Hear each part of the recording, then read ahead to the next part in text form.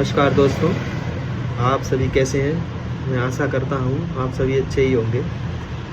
आज का विषय है ट्राइग्लिसराइड। आम तौर पर आप सभी ने देखा है कि आजकल ये बीमारी बहुत ही सामान्य तौर पर सभी लोगों में, मोस्टली लोगों में देखने को मिल रही है। ट्राइग्लिसराइड बढ़ रहा है या किसी का कोलेस्ट्रॉल बढ़ रहा है या किसी का वजन बढ़ रहा है। इस रूप में कई लोगों में देखने को मिलता है। तो आज मैं आप सभी को मेरे पास कई लोगों के वैसे मैसेज आए थे कि सर ये क्या है, ट्राइग्लिसराइड कैसे कंट्रोल करते हैं, क्या कारण है, क्यों बढ़ रहा है। इसके लिए मैंने इस ट्राइग्लिसराइड के ऊपर एक वीडियो बनाई है, जिसमें मैं आपको बताऊंगा सामान्य भाषा में कि क्या ट्राइग्लिसराइड क्या है, ये कैसे बढ़ता है, इसके क्या क्या रिस्क फैक्टर हैं, इसको कैसे रोकथाम इसकी कर सकते हैं। तो सबसे पहले आज मैं बात करता हूँ ट्राइग्लिसराइड है क्या। ट्राइग्लिसराइड एक फैट है, जिसको हम पसा बोलते हैं हिंदी में। इसका सामान्य तौर पर हमारी जो ब्लड वेसल्स होती हैं, आर्टरीज जिनको बोलते हैं, उसके अंदर ये जमा होने लगती है फैट के रूप में, तो जिसको हम ट्राइग्लिसराइड बोलते हैं। इसका मैं आपको नॉर्मल रेंज बताऊं, इसका नॉर्मल रेंज होता है मोस्टली, अगर आप हेल्दी हैं तो आपका 150 यानी 150 मिलीग्राम पर डेसीलीटर। इससे आपका अगर कम है ट्राइग्लिसराइड का लेवल तो आप सामान्य हैं। अगर आपका ट्राइग्लिसराइड का लेवल अगर 150 150 से 200 के बीच है तो आप रिस्क फैक्टर में कि मतलब आप सावधान हो जाइए, जिससे कि आपका ट्राइग्लिसराइड धीरे धीरे बढ़ रहा है। और अगर आपका ट्राइग्लिसराइड का लेवल 200 से ऊपर है, यानी अब आप रिस्क में आ चुके हैं, यानी अब सावधान होने की ज़रूरत हो गई है और दवाई भी लेना पड़ सकती है आपको, और आपको थोड़ा सा क्या क्या करना है ये सब ध्यान देना चाहिए।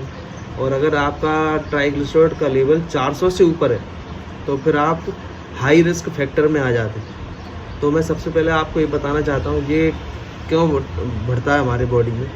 तो इसका मेन कारण है जैसे कि डाइटरी एरर, जैसे खाने में कार्बोहाइड्रेट लेना, शुगर लेना, या कोलेस्ट्रॉल वगैरह या फैटी फूड वगैरह लेते हैं, या सैचुरेटेड फैट वगैरह लेते हैं। तो ये हमारे खान पान से इसमें बढ़ोतरी होती है। या हमारा फिजिकल एक्टिविटीज़ कम हो गई है, इधर चलना फिरना कम है, एक्सरसाइज नहीं है, रेगुलर बैठे रहना, या हम ज़्यादा स्ट्रेस लेते हैं, या प्रॉपर नींद नहीं हो रही है। तो इसके कई सारे कारण हैं ट्राइग्लिसराइड बढ़ने के लिए। तो इसका मेन कॉम्प्लिकेशन ये है, अगर आपकी बॉडी में ट्राइग्लिसराइड का लेवल रेगुलर बढ़ रहा है तो हमारी बॉडी में कई सारे ये चेंजेस जनरेट करता है। जैसे कि ये हमारे हार्ट पे असर करता है, इसको हम बोलते हैं आर्थेरियोस्क्लेरोसिस। ये एक हार्ट की बीमारी में कन्वर्ट हो जाता है, जिसके कारण आपने देखा होगा कि कई लोग कहते हैं कि उनको हार्ट अटैक आ गया। तो ये हमारी जो ब्लड वेसल्स होती हैं, जो हमारी प्योर ब्लड को हमारे हार्ट तक पहुंचाती हैं, इनको हम शुद्ध रक्त धमनियाँ बोलते हैं। इसके अंदर ये प्लग का फॉर्मेशन करते हैं। ये धीरे धीरे ये ट्राइग्लिसराइड हमारी वेसल्स में जमने लगता है, और कुछ समय बाद ये हमारी जो ब्लड वेसल्स हैं उसको ब्लॉक कर देता है, जिसके कारण हार्ट अटैक के केसेस आते हैं। तो आपने देखा होगा कि कभी कभी हम लोगों ने सुना है कि लोग कहते हैं आपका 10% हार्ट ब्लॉक है, या 20% का ब्लॉकेज है, या 80% ब्लॉकेज है। तो वो इसका ही फैट का ये परसेंटेज लेवल बताते हैं कि ये कितना ब्लॉकेज है। तो इसका हार्ट में तो असर पड़ता है ही, साथ में आपका अगर आपका ट्राइग्लिसराइड बढ़ा रहेगा तो आपका बीपी बढ़ेगा।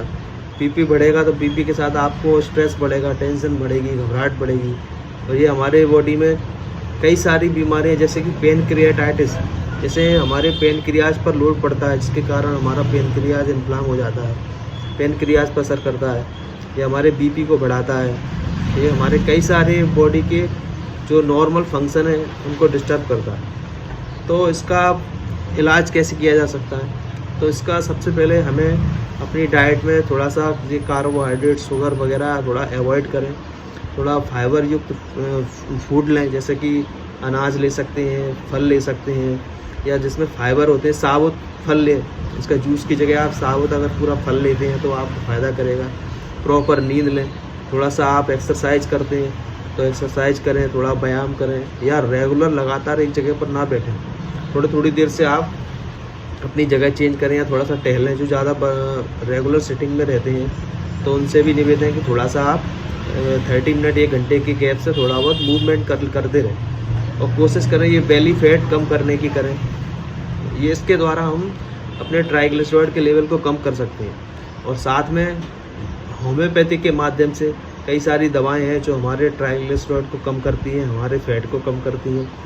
तो इसमें मैं आपको बहुत ही अच्छी होम्योपैथिक मेडिसिन बता रहा हूँ। इसको अगर आप रेगुलर लेंगे इसको 2 से 3 महीने तक, तो उससे आपका जो ट्राइग्लिसराइड का लेवल है कम हो जाएगा और आपको जो और भी सिम्टम आ रहे हैं तो वो भी कम हो जाएंगे। जैसे कि आप हार्ट में देख सकते हैं, हार्ट में प्रॉब्लम होने लगती है, चेस्ट पेन होने लगता है, आपकी किडनी डिस्टर्ब होने लगती है, आपका बीपी डिस्टर्ब होने लगता है, ऐसी कई सारे बीमारियां बॉडी में प्रोड्यूस होने लगती हैं। तो उसके लिए बहुत ही अच्छी होम्योपैथिक मेडिसिन है जो हमारे बॉडी से ट्राइग्लिसराइड के लेवल को कम करती है, जिसका नाम है गुटेरिया गोमेदी मदर टिंचर।